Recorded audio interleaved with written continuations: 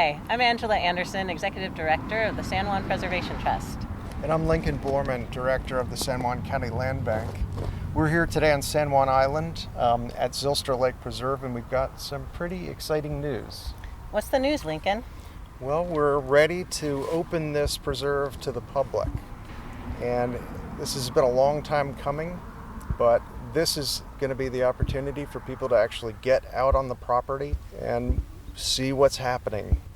Wow, that really is exciting.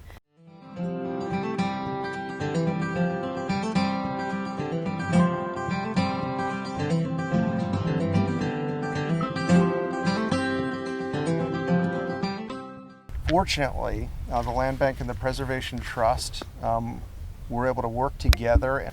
Neither organization could have done it by itself, but this is the same partnership that was able to conserve Turtleback Mountain on Orcas and Mount Grant on San Juan Island. And we split up the conservation commitments in the same way as those other examples, with the Land Bank owning and managing the preserve for public access and the Preservation Trust holding and enforcing the conservation easement, which ensures permanent protection forever. But for now, tell us about the trail and the public access.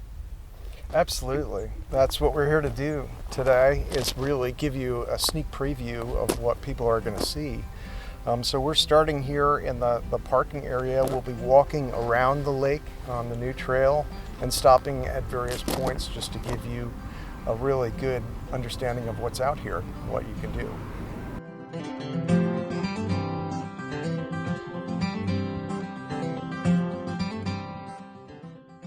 So we're here really at the first overlook that you come to down from the parking area, looking out over the northern lake. This is the large lake on the property. It's about 50 acres. The settlers took the trees out, did a variety of agricultural activities on the property, everything from grazing cattle and sheep to growing peas and row crops, and you name it, pretty much this property has been through it. This reservoir, though, was created in the early 60s. From our perspective, there's a lot more to it than that.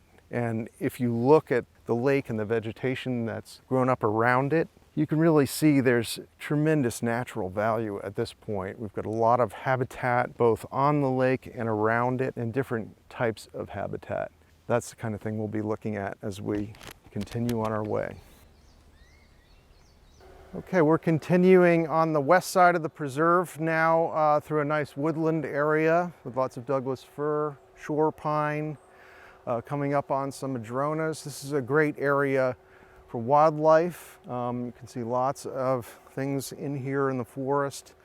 Also a nice respite from the hot sun if you're here on a hot sunny day. Coming around the corner, we're going to look up to the left here and see an eagle's nest, bald eagle's nest, which is active. It's really a great sight, especially in the winter time when we've got a lot of waterfowl out there and the eagles fly over. So we'll just continue down this way and through some of the wetlands and on to the next forest area.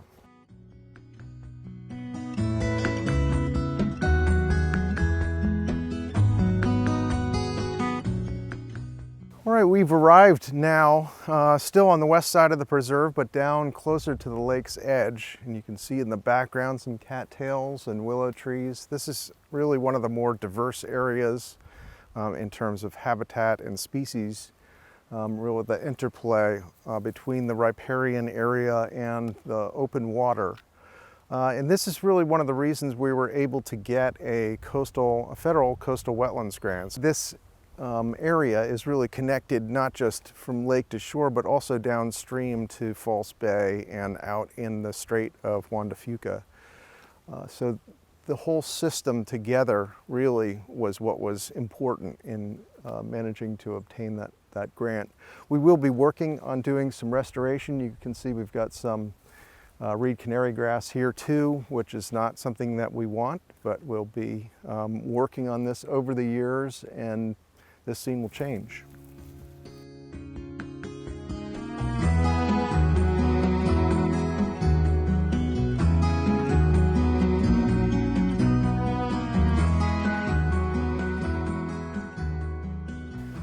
Well, we're here now at the edge of the agricultural resource area, which you can see pretty clearly delineated with this fence. The idea here really is to keep people who are walking on this side. San Juan Island really remains a pretty rural area. This field has historically been hayed and had a variety of other uses. So it's pretty important for us to think about these agricultural values when we've got a property like this, which is so diverse that we've got the habitat and we have the recreational potential, but the agricultural potential also is extremely important.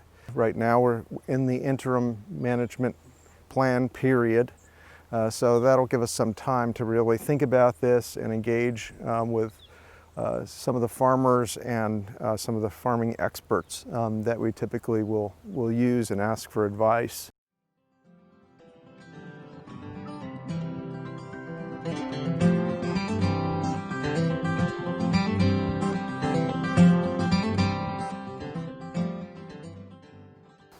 Well, we're here in the upland forest part of the preserve now, having come through the wetland area and coming south of the lake. Really, this is a very different spot. We've got over 100 species of birds on the property that we found, and over 60 of them are found in this upland forest area. As I'm talking, I'm hearing wrens and pine siskins, cedar waxwings, woodpeckers off in the distance. I also want to note some of the plant and lichen species. We've got Usnea lichen, which is something you only find when there's really good air quality, so that's a comforting thing to find out here. But also the shrub layer, the Nootka rose, some big leaf maples through here, willows. It's just so remarkable how different it is. Just walking a few feet from one place to another on the preserve. You're really in a different world.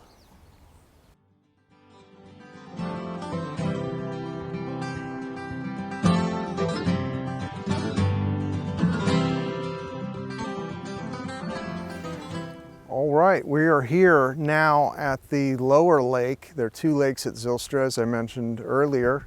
Another nice habitat area. We've got some ducks out here, some widgeons and mallards that you can see, but we've got about 20 species of waterfowl.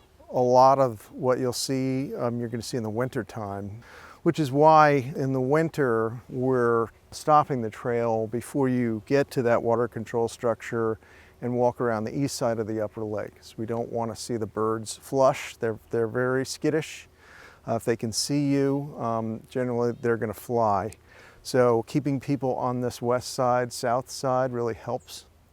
Another element though here that people need to be aware of, the water quality questions. I mean, we've had some grazing upstream, we've got waterfowl here, so we've got some contamination, some bacteria issues that we found.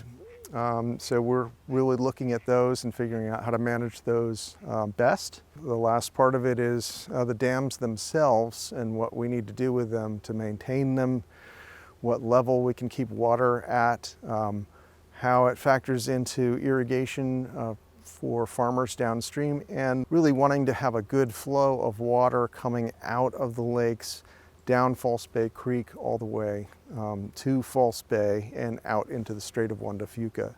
That connection is something that's really critical for us.